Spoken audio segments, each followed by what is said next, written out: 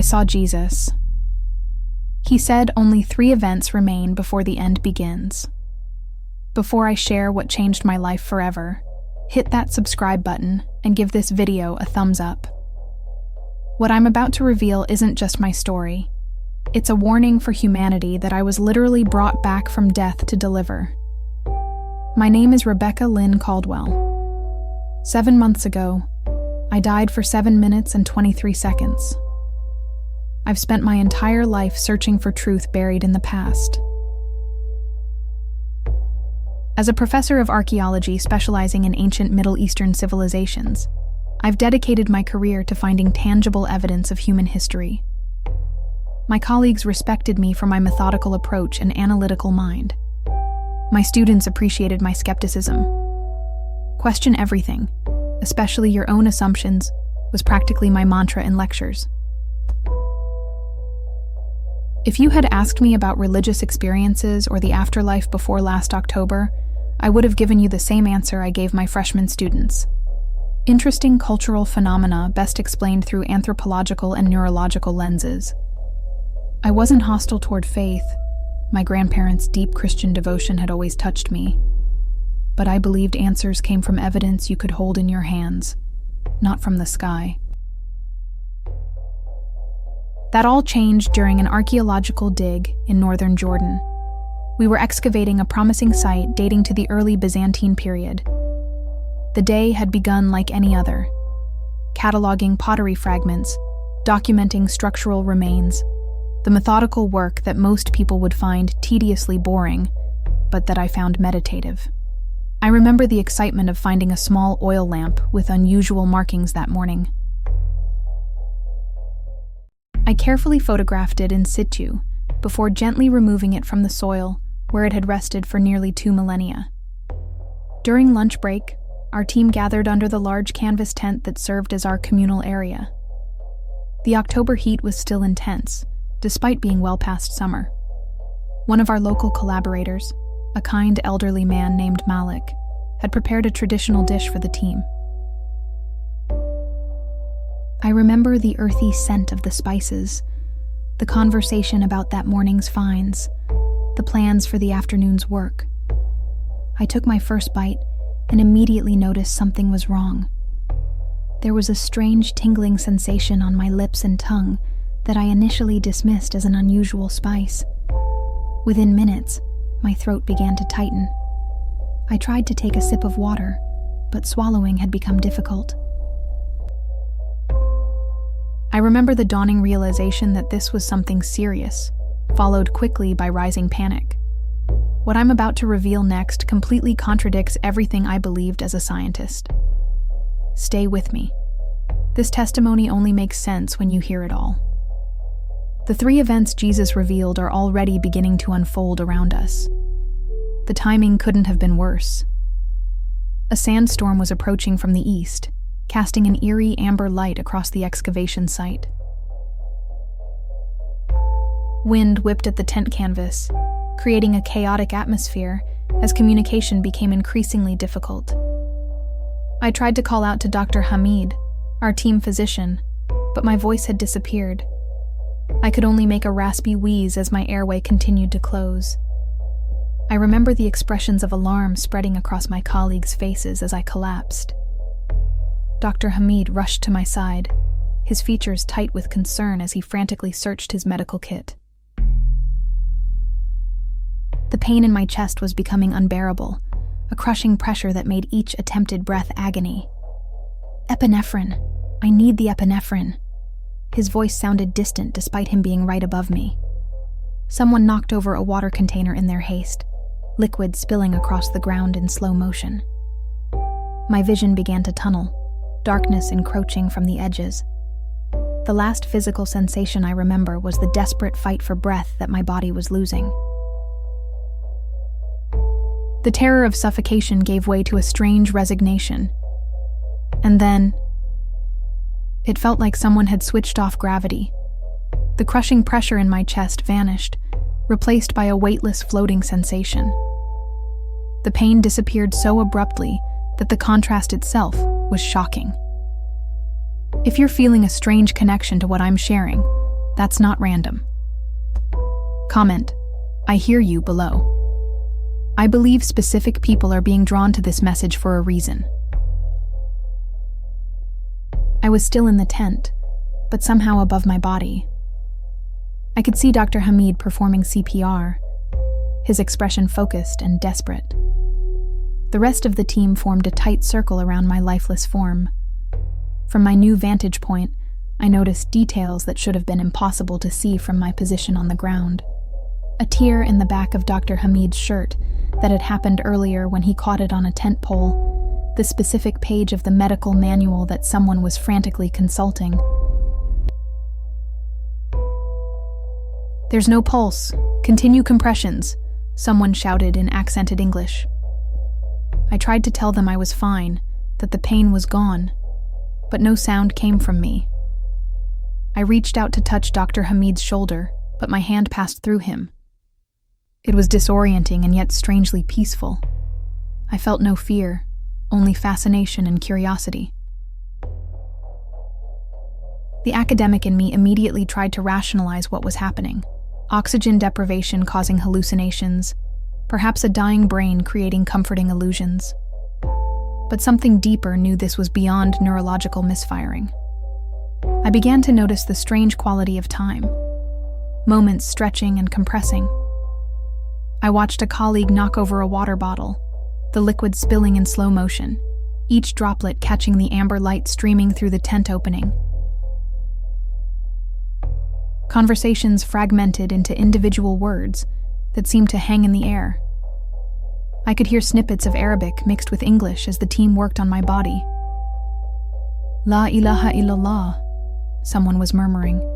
"There is no God but God," a prayer for the dying. I found it touching rather than inappropriate, despite my lifetime of skepticism. This experience changed my understanding of consciousness forever. If you've ever felt there's more to reality than what we can see, share this video now. Someone in your circle needs to hear this. Then I felt it, a gentle pulling sensation, drawing me away from the scene. The tent, the dig site, the entire physical world began to recede. I was moving towards something else, through what I can only describe as a corridor of light. But calling it light feels inadequate. It was as if I was seeing what light truly is for the first time. Colors existed that I have no words for, that have no reference point in our visible spectrum. There was sound too, not heard with ears, but somehow perceived directly by my consciousness. Harmonies impossible to reproduce with physical instruments, resonating through my very being. It wasn't music in any conventional sense, but organized, intentional, and profoundly meaningful. As I moved through this passage, I felt myself expanding beyond the boundaries I'd always known. The concerns that had occupied my mind just moments before, the dig schedule, my upcoming lecture series, relationship tensions with colleagues, all of it fell away, revealed as trivial against the vastness I was experiencing.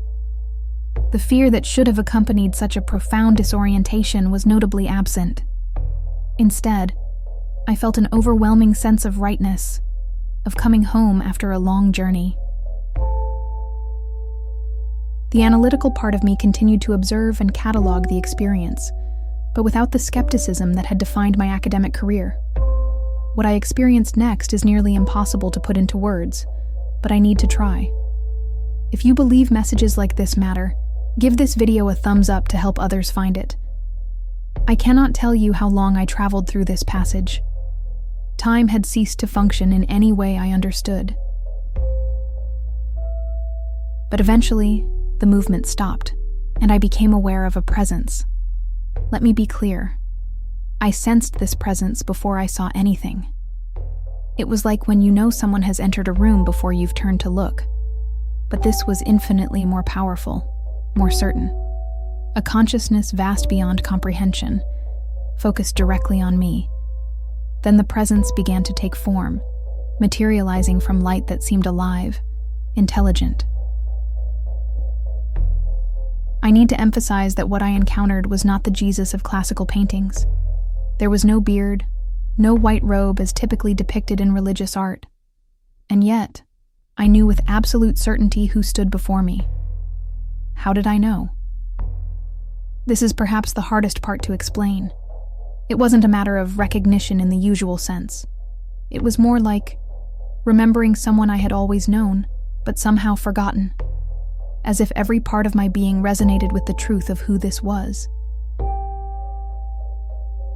No introduction was necessary, no explanation needed. If you're still watching, you're meant to hear this. Hit the bell icon so you don't miss the details about the 3 events Jesus revealed. The first signs are already appearing. What followed wasn't communication as we understand it. No words were spoken.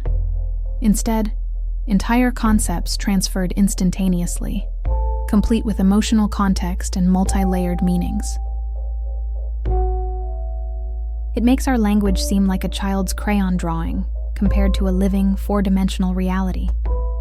In one moment, I understood complex spiritual principles that would take volumes to explain inadequately in human language. Knowledge flowed in a continuous stream, not just information, but experiential understanding.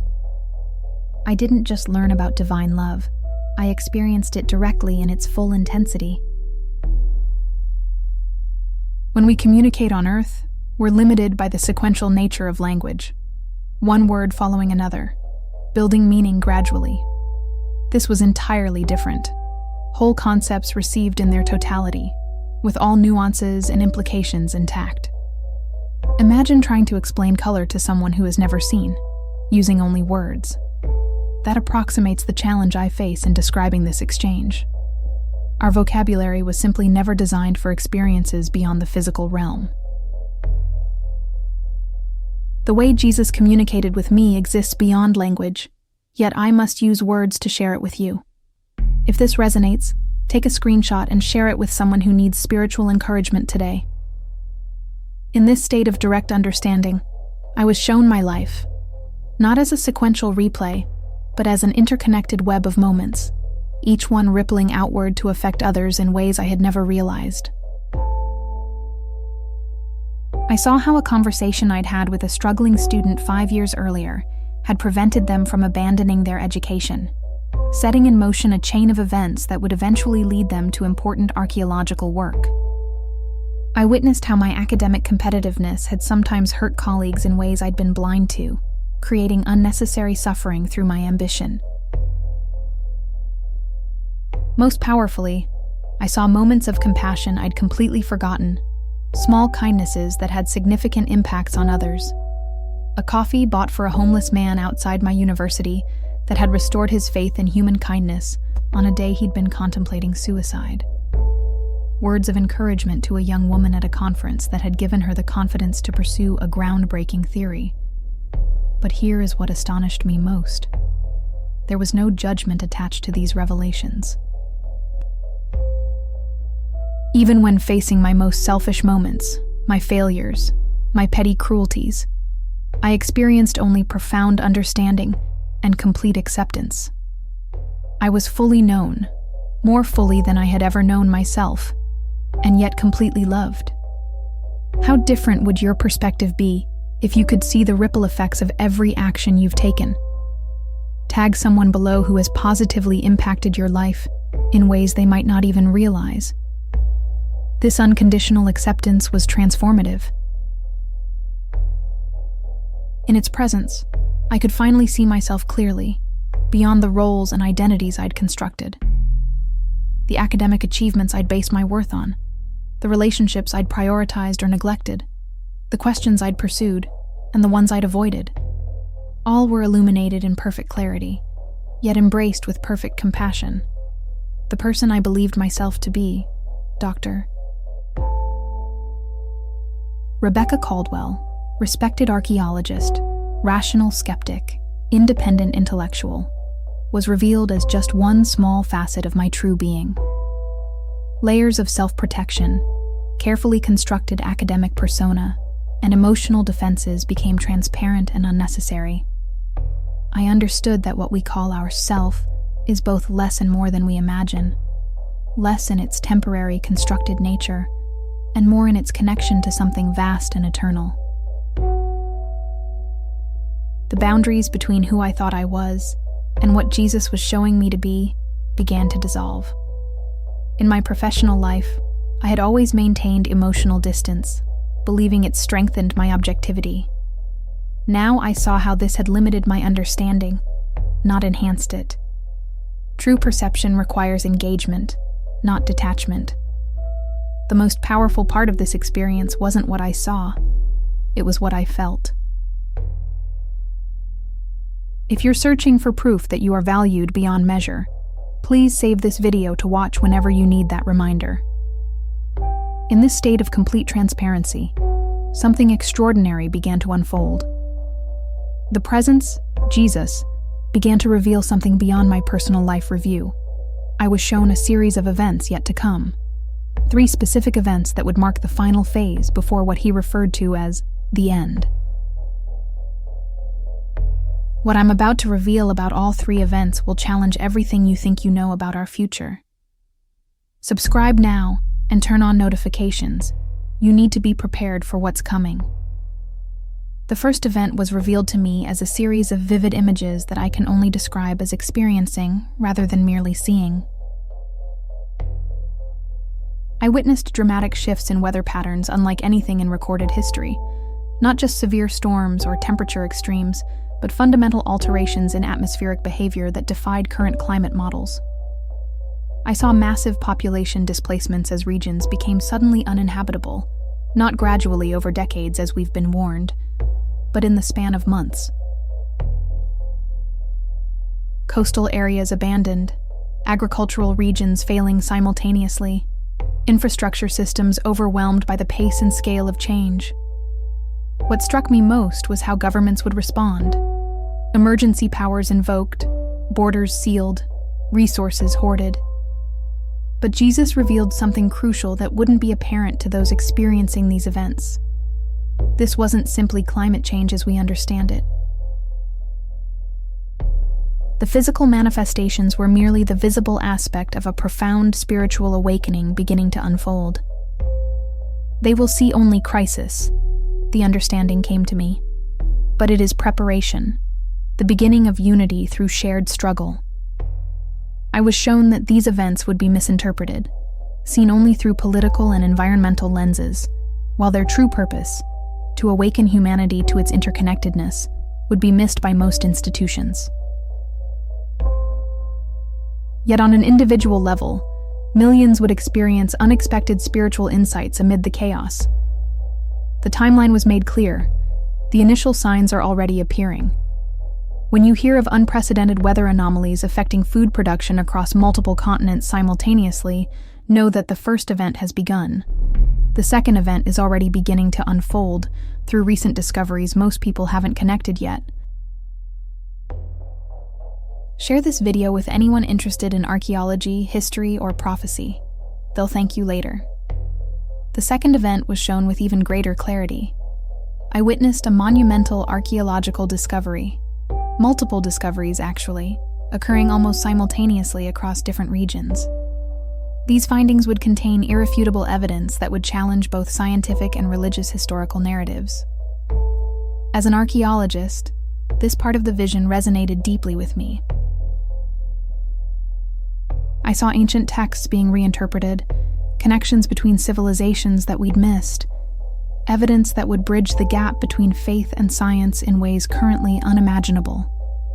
What made this revelation so powerful was that it wouldn't be a single, easily dismissed finding, but multiple lines of evidence emerging from diverse sources, all pointing to the same stunning conclusion about humanity's spiritual history. Major religious institutions would initially resist, then undergo profound transformations as the evidence became impossible to ignore.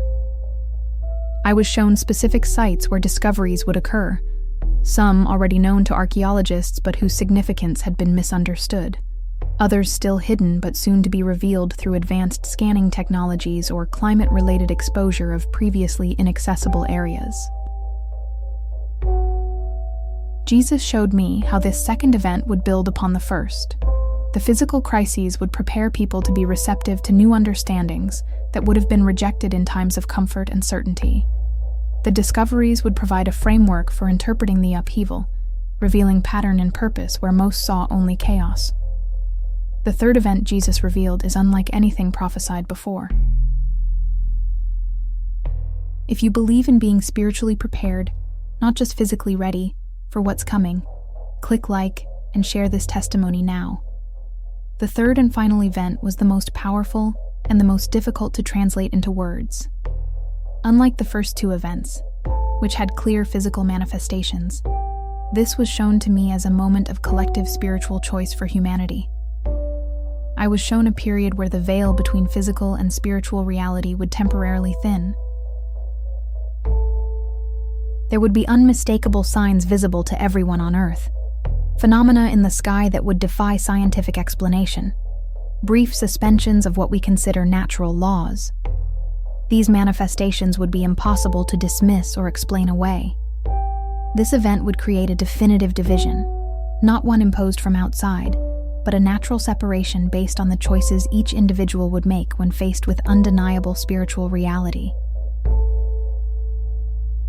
Jesus conveyed that this third event would be the final marker, the point after which the end begins.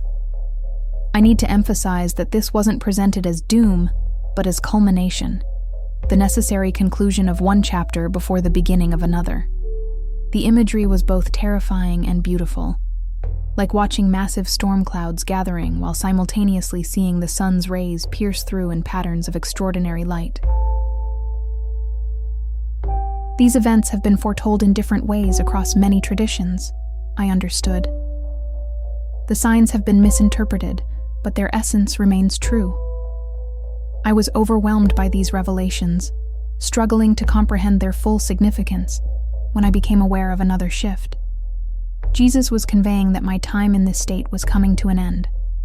I didn't want to return to my body in this life, but I was shown specific people who needed to hear this message. Are you one of them?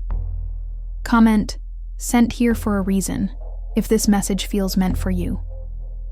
I felt an immediate resistance, a desperate desire to remain in this presence of perfect understanding and unconditional love. "I don't want to go back," I communicated, knowing as I did that I sounded like a child. The response came not as correction, but as gentle reassurance. "You have seen these things for a purpose. There are those who will hear only through your voice." I was shown specific individuals, not just faceless masses, but particular people whose paths would intersect with mine, for whom my testimony would be pivotal. I saw how my background as a scientist, my previous skepticism, would make me a more effective messenger, not less. Even with this understanding, I felt profoundly inadequate for such a task. How could I possibly convey experiences beyond language using mere words? How would I face the ridicule from my academic colleagues, the potential damage to my career and reputation? "You will not be alone," came the assurance, along with the understanding that I would receive continued guidance, though not in the same direct manner as this encounter. The choice was placed before me, not forced, but offered. I could return with purpose or remain. In that moment of perfect clarity, I chose to return, to share what I had seen, regardless of the personal cost. The medical team couldn't explain how I survived without brain damage after being clinically dead for over 7 minutes. If you believe some people are brought back for a purpose, help this message reach others by sharing it now. The transition back was abrupt and excruciating. After experiencing existence without physical limitations, being thrust back into my body felt like being forced into a too small container. Every sensation was overwhelming. The pain in my chest, the burning in my throat, the terrible struggle to breathe. I remember the shock on Dr. Hamid's face as my eyes flew open and I gasped violently. The team erupted in exclamations of surprise and relief. Someone was crying. Through the haze of physical discomfort, I tried to speak, to share what I had experienced, but could only manage a raspy whisper that no one could understand. I later learned that Dr. Hamid had continued CPR well beyond when most would have stopped. The medical team was stunned by my sudden return to life after being clinically dead for over 7 minutes. Even more baffling to them was my relatively quick recovery and the absence of the brain damage that should have resulted from such prolonged oxygen deprivation. "We have no medical explanation for this," the doctor at the small regional hospital told me 3 days later. "By all accounts, you should not have survived, and certainly not with full cognitive function." My vitals had stabilized with remarkable speed. Within 48 hours, I was able to sit up and converse normally. Neurological tests showed no sign of damage despite the extended period without oxygen. The medical staff used words like miraculous and inexplicable, terms I'd never heard them apply to other cases. What they couldn't see was how difficult the psychological adjustment was. The sensory overload of returning to physical existence was nearly unbearable at first. Lights seemed too bright, sounds too harsh, physical sensations too intense. More challenging still was the sense of confinement within my own body, after experiencing consciousness without boundaries. Has a profound experience ever completely changed your life's direction? I'd love to hear your story in the comments below. Your testimony might be exactly what someone else needs to hear today. The person I was before died in that tent in Jordan. The Rebecca who returned has different priorities, different understanding, different purpose. Initially, I told no one about what I had experienced beyond the vague description of seeing a light that most people associate with near-death experiences. I was afraid of being dismissed, diagnosed with oxygen deprivation hallucinations, or worse, pitied as someone whose trauma had triggered religious delusions. I returned to my university position, but found myself increasingly disconnected from the academic pursuits that had once defined me. The meticulous cataloging of pottery shards seemed trivial compared to the message I carried. My research focus shifted dramatically, drawing confused reactions from colleagues. "You're throwing away years of specialized work to pursue what exactly?" my department chair asked during a particularly difficult meeting. I began looking for patterns in ancient texts that might correlate with the events I'd been shown, searching archaeological records for evidence of previous periods of transformation, similar to what approaches now. This research was met with skepticism at best, concern for my mental stability at worst. I reconnected with people from my past, made amends where needed, and found myself drawn to individuals I would have dismissed previously, people whose spiritual insights I now recognized as valuable, despite lacking academic credentials. I sought out communities and traditions that preserved knowledge of similar prophetic patterns throughout history. While the specifics varied widely, the underlying structure, a period of physical disruption, followed by revelatory knowledge leading to spiritual choice, appeared across diverse cultures and time periods. Sometimes the hardest part of spiritual awakening is navigating relationships with those who haven't experienced what you have. Join our community by subscribing. You're not meant to carry this knowledge alone. The burden of carrying apocalyptic knowledge is heavier than I could have imagined. There are moments when I wake in the night, overwhelmed by the responsibility, questioning whether I understood correctly, whether I'm communicating effectively what I was shown. The academic training that taught me to qualify every statement, to hedge every conclusion with careful caveats, sometimes conflicts with the directness this message requires. My natural inclination toward precise, cautious language feels inadequate for conveying the urgency and clarity of what I experienced.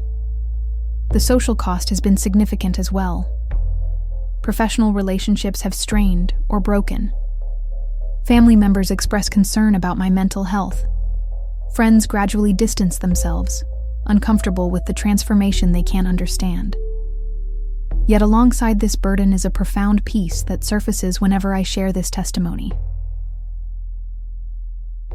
I've come to recognize this as the promised guidance, the confirmation that I'm fulfilling my purpose. In moments of doubt or isolation, I return to the memory of that perfect acceptance, that complete understanding, and find strength to continue. Are you noticing unusual patterns in world events that others seem to miss? Screenshot this moment and revisit it in 6 months.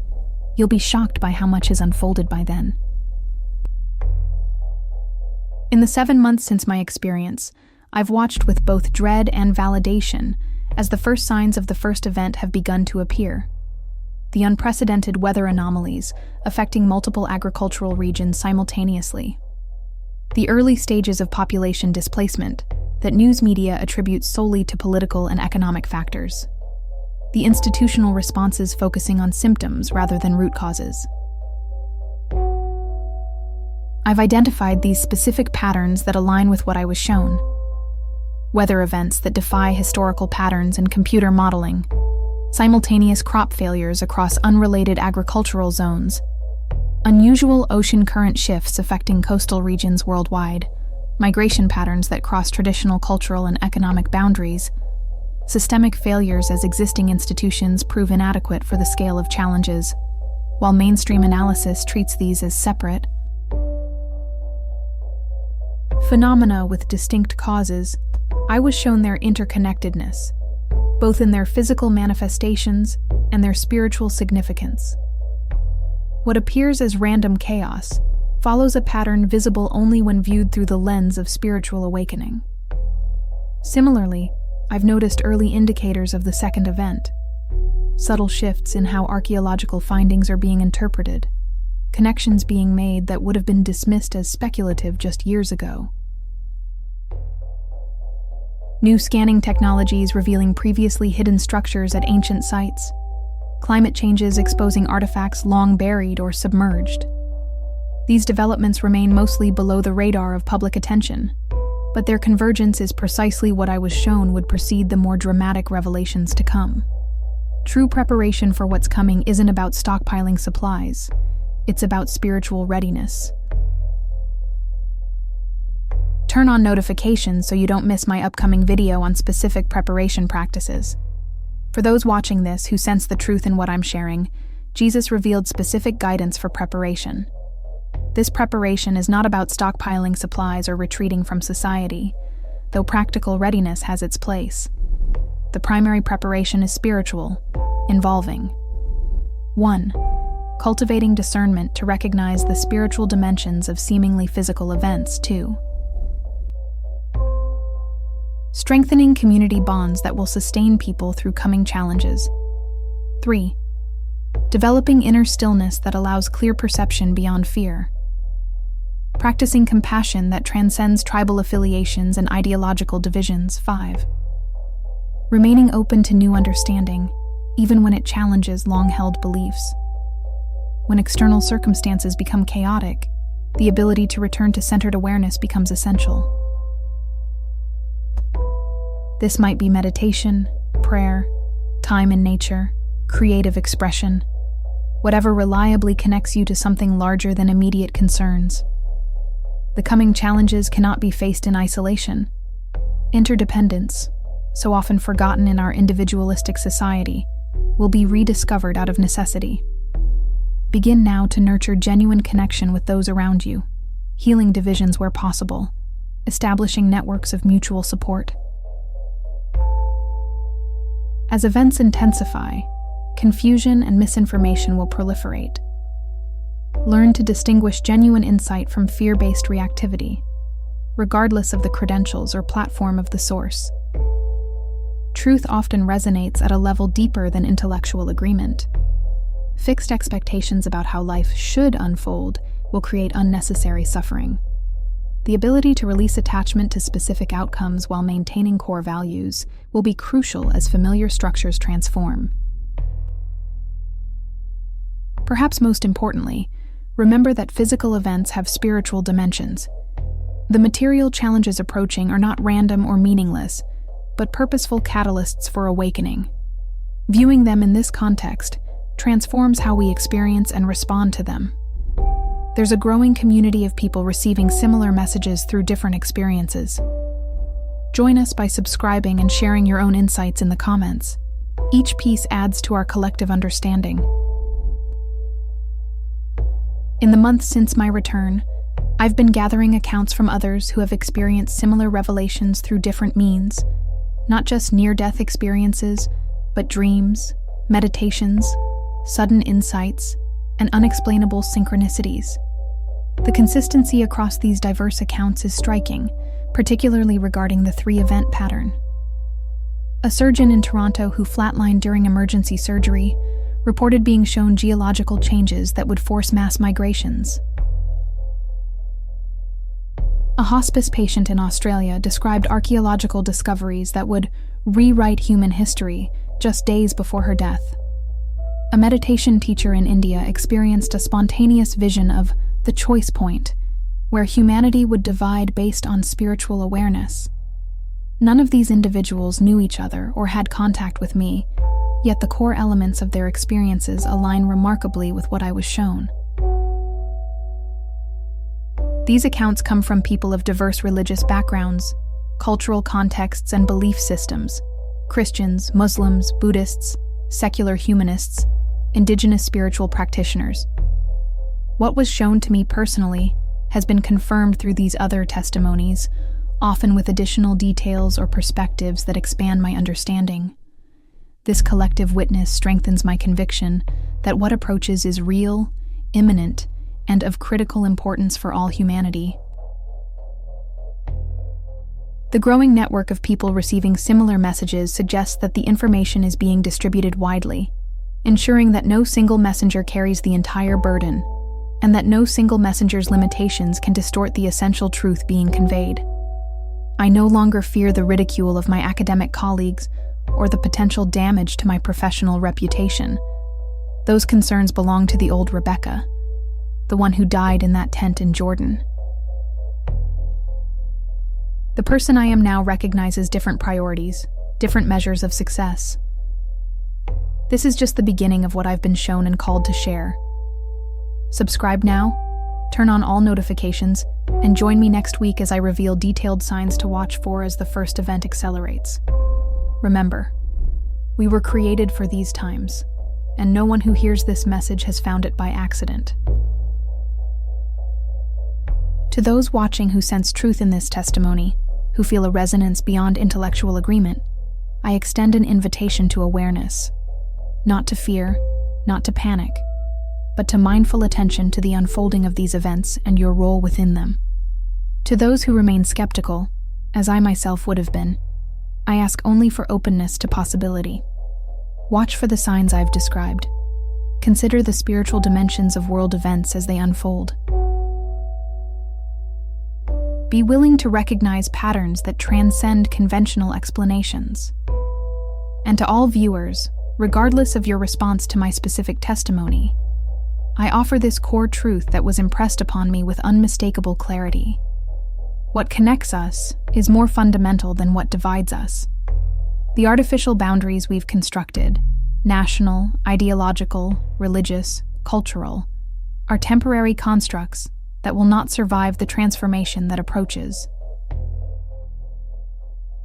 The 3 events I've described are not the end of everything, but the end of one way of being and the beginning of another. They are labor pains, intense and frightening, but ultimately productive, bringing forth new life. My purpose in sharing this testimony is not to create fear, but to prepare as many as will listen for what approaches, to offer context that transforms fear into meaningful action. When you recognize the events as they unfold, you'll be better equipped to respond from centered awareness rather than panic. The question most frequently asked when I share this testimony in person is, how much time do we have? The answer I received was not in human calendar units, but in sequence. The first event has already begun its early manifestations. The second will commence before the first reaches its peak intensity. And the third will follow when sufficient numbers have been prepared through experiencing the first 2.